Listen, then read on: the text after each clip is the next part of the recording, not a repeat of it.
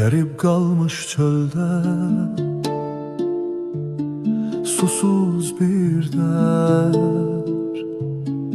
ədalət yolunda qurban verdi. Sərt Kərbəla torpağı qanla sulandı.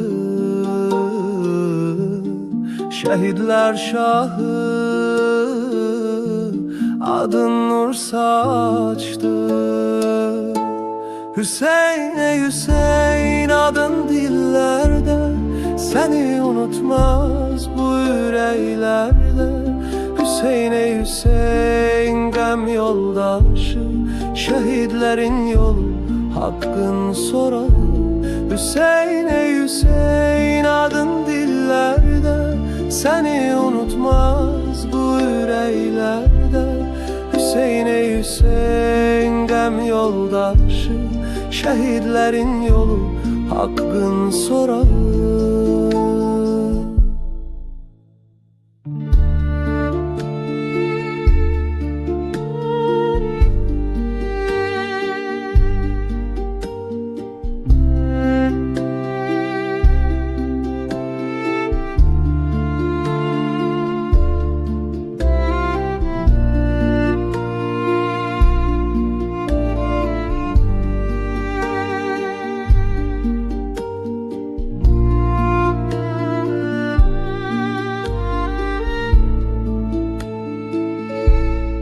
Səhradalım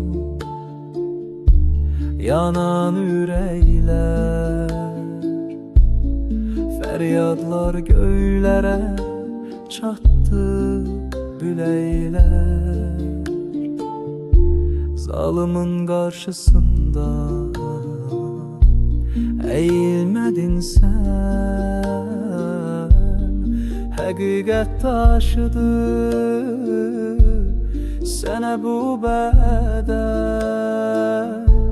Hüseyin ey Hüseyin adın dillerde, seni unutmaz bu yüreklerde.